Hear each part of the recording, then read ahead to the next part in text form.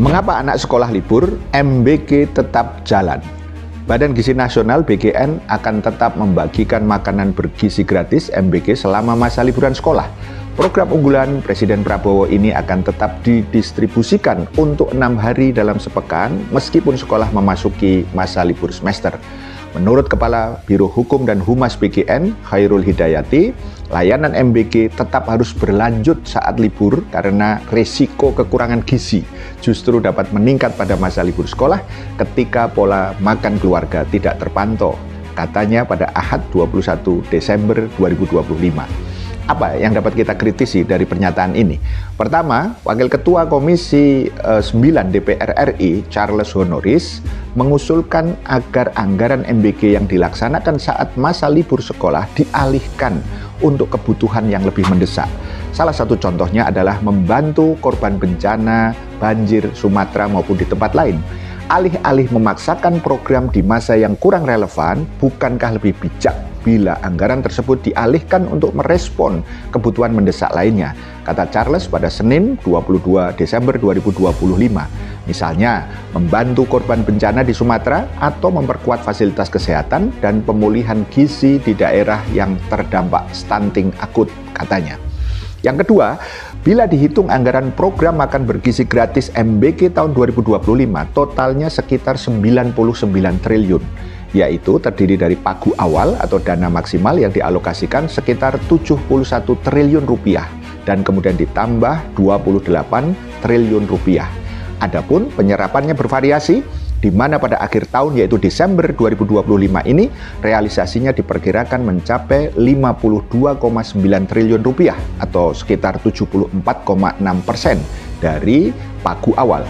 Namun ada perhitungan lain yang menunjukkan potensi penyerapan harian mencapai 900 miliar hingga 1,2 triliun per hari di akhir tahun 2025 atau nanti pada awal 2026, tergantung pada jumlah penerima manfaat dan dapur umum SPPG yang beroperasi penuh.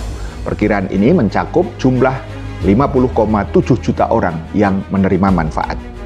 Yang ketiga, bila libur sekolah tahun 2025 akhir semester ganjil telah berlangsung mulai Sabtu 20 Desember 2025 sampai dengan Minggu 4 Januari 2026, maka total durasi libur adalah sekitar 16 hari. Siswa diperkirakan akan kembali masuk untuk memulai semester genap tahun ajaran 25-26 pada hari Senin 5 Januari 2026. Bila dikaitkan dengan usulan pengalihan sementara, serapan harian MBG sekitar 900 miliar sampai 1,2 triliun rupiah atau anggaplah rata 1 triliun sehari, maka akan didapat penghematan anggaran negara setidaknya 16 triliun rupiah. Sehingga bisa dialihkan untuk membantu diantaranya saudara-saudara kita yang tertimpa musibah banjir atau yang lainnya. Konon kan ini efisiensi. Keempat, Kepala Badan Gizi Nasional BGN Dadan Hindayana menuturkan bahwa pihaknya akan menggelontorkan dana 1,2 triliun rupiah per hari untuk menjalankan program MBG pada 2026. Badan Gizi Nasional akan mengelola anggaran 335 triliun untuk menjangkau seluruh penerima manfaat di seluruh Indonesia hingga tahun depan yaitu 2026.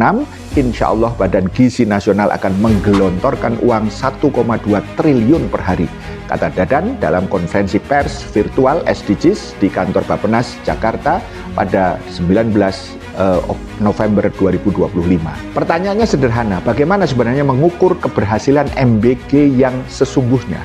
Sekedar terserapnya anggaran termasuk saat anak-anak sekolah libur, kemudian cakupan jumlah penerima manfaat, atau lebih jauh, tidakkah program yang sulit diukur ini sebenarnya hanya rentan menjadi alat politik untuk membangun pencitraan dari pihak tertentu, di mana saat ini terjadi kritik dan tali ulur dari berbagai kepentingan pengelolanya.